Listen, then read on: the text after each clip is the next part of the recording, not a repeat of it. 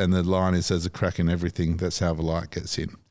And I love that kind of thought, and we speak a lot about there's beauty in imperfection, and people, when there's something's imperfect, people lean in and go, oh shit, I can relate to this person or relate to this brand because they're not perfect.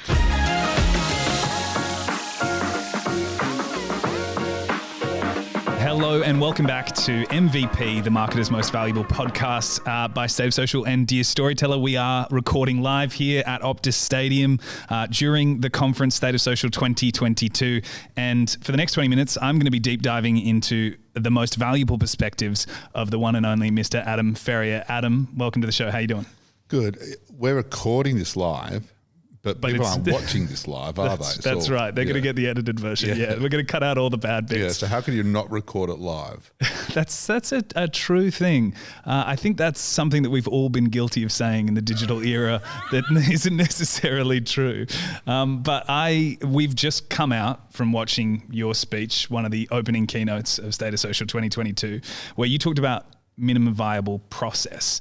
And you shared a couple of awesome examples of the work that your agency Thinkerbell has created, including some work with Menulog and NRMA.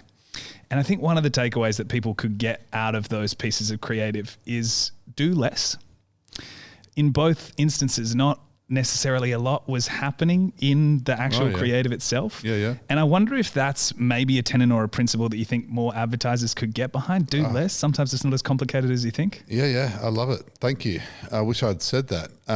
One of my pet peeves in advertising is the over-editing of everything, which I think is a function of lots of people having to justify their jobs. So then lots of scenes happen when you're just shooting stuff.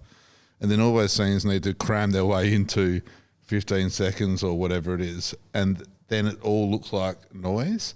And so that whole sense of restraint of process, i.e. don't over-process things, could manifest itself in the creative output as well. I reckon it's a really an astute observation. Thanks, mate. I appreciate it. I also love that your perspective that if brands were truly customer-centric, they would just leave customers alone. Well, that's exactly, that wasn't me who said that. That was Malcolm Gladwell who told me that over dinner once. So that is a name drop, I know, and it's hideous. But when somebody asked him, what do you think people really want from brands? He said, I think they just want to be left alone. So if you did really have the consumer at the heart of your business making decisions, you may not exist at all. And if you did exist, you would exist on their terms, which means you wouldn't be in their face all the time. And being in their face all the time is really what mental availability is about. So listening to the customer can sometimes be the complete opposite of how brands actually grow. Yeah, and being the opposite, can you tell us a little bit more about mental and physical availability and how you reconcile the fact that you're doing something that customers inherently don't want? Yeah, sure. So How Brands Grow, Ehrenberg Bass Institute, popularised by Byron Sharp, talks about boiling marketing down to mental and physical availability, which basically means have continuing salience in the consumer's mind and be omnipresent, be around them when you want to buy the thing or interact with it.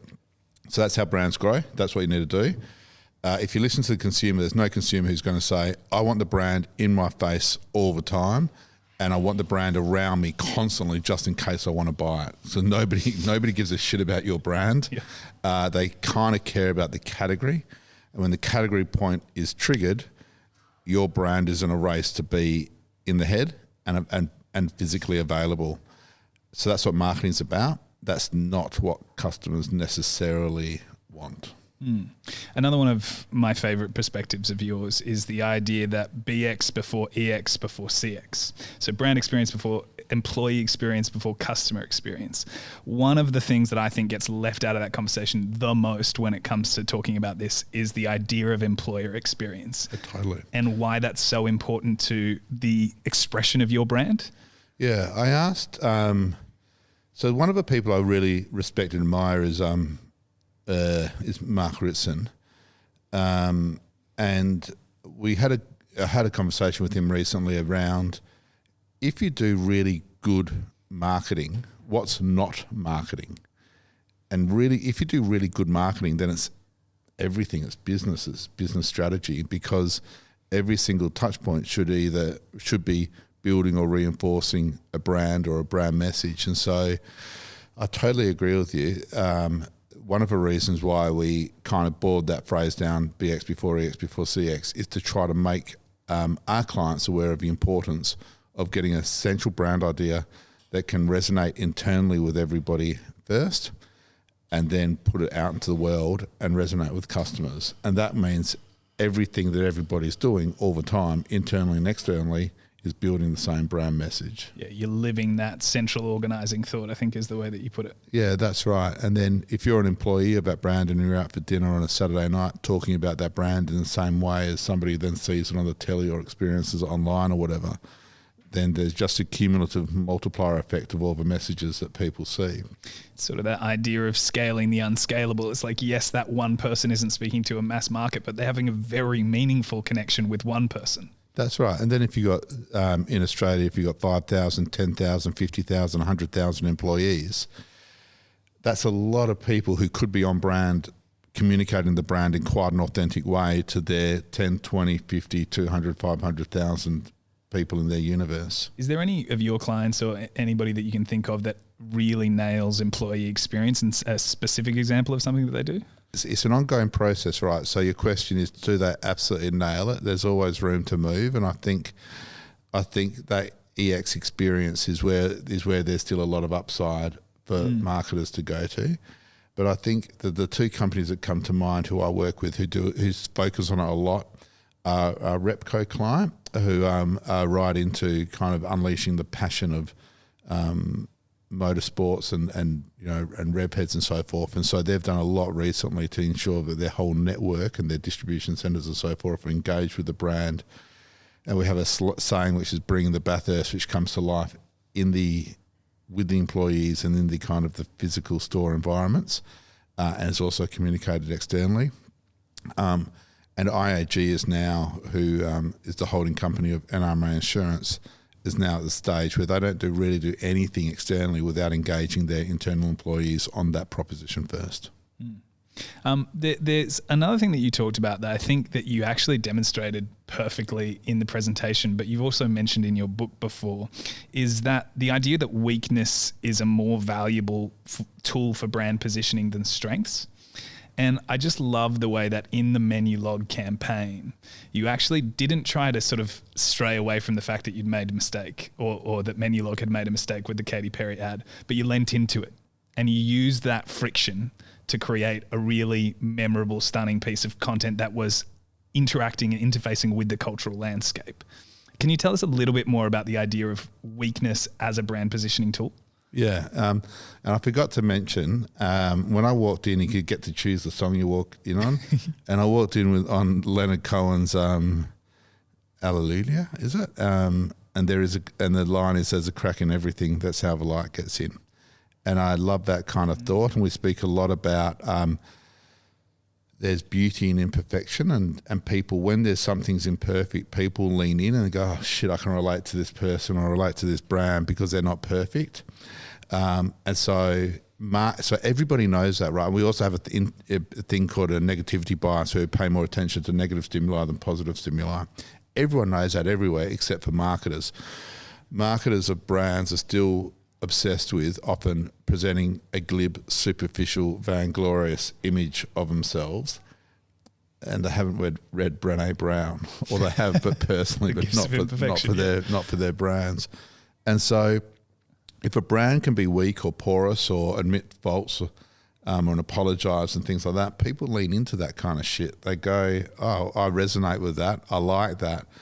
Nothing's perfect. In fact, humans hate perfection, and we kind of shy away from things when they do seem too perfect." So, what's a really interesting conversation is talking to marketers about how they don't have to be perfect, and how consumers will like them more or respect them more or have a conversation or lean in a little bit more if they kind of just open up about their imperfection a little bit. And then it can be truly business transformational when that happens. So the menu log example is a lovely example of that at a kind of campaign level. But you think about Avis, we're number 2, so we try harder. Just, a famous Classic. example from over time, but it's not just a beautiful ad campaign. That had an impact on, coming back to BX before EX before CX. That had a fantastic impact on all of their employees as well, who tried harder because they were number 2 and they wanted to become number 1. So better service and quicker service and all that kind of stuff. I love that.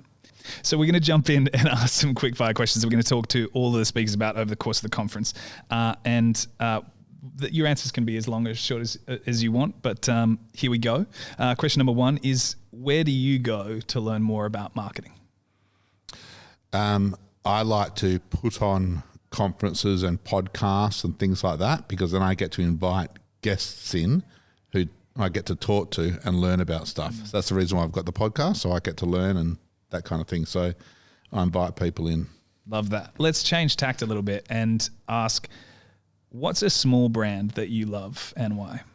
Well, I love Thinkerbell. That's the first one that comes to mind. Geez, it's really weird, isn't it? Now Weetbix is stuck in my head and I can't get rid of Weetbix, which isn't a small brand, but it plays a small role in our lives, but that's really interesting. And now I've got right over here Allbirds, which is like a really cool brand that's kind of had its up and its down really quickly. The one thing about imperfections that I think is really fascinating is this idea of kintsugi, which is this Japanese form of pottery where if a plate smashes, you put it back together, but with gold filament in the cracks. That's right. So that the weakness, the brokenness is actually part of the beauty moving forward. That's right. So there's 2 concepts there in the Japanese culture. There's wabi-sabi, which literally means beauty and imperfection. So the bowl's wobbly to start off with and looks old. And then there's kintsugi. So if the bowl breaks, they fix it up with gold leaf because there's character in the actual floor. And there's lots of different evidence of that across different cultures and so forth, of there being this kind of concept of beauty and imperfection. But we shy away from it and we present an overly perfect image of ourselves often, which causes all sorts of issues. But in brand world, it ends up being these kind of glib, superficial brands. As a macro trend, we can see brands used to play a more aspirational role in our lives. Buy this brand so you can be this person. The macro narrative at the moment is be happy with who you are. So we're seeing brands kind of trying to be more authentic and less aspirational. So that we think they're going to try to show their human side a little bit more. And it makes me want to get your hair and just mess it up a little bit. Yeah. We can do. There we go. Do that for the rest of the show. Let's finish off with a few more of these quick fire questions. If you could spend 4 hours with any marketer or business person in the world, who would you choose and why? Elon Musk, I think. What would you say to Elon? I just think he's playing a different game to everyone else. He's kind of the Bradman of business, and I think he's doing more to save the world, expand thought.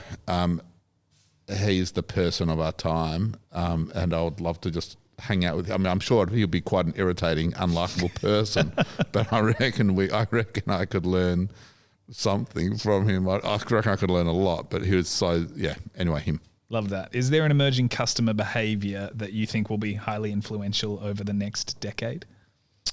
I think there's. I'm kind of really interested in this concept of reactance. So if you tell somebody what to do, and you're too literal with that, then people kind of form counter arguments in their mind. And now that they can counteract, you can easily act against a brand as well. Now you get online and so forth, and you can start to put out negative messaging about a brand. I reckon there's something interesting happening there where it's not just important to get people to like you, but it's also important not to build reactance by pissing people off. Interesting.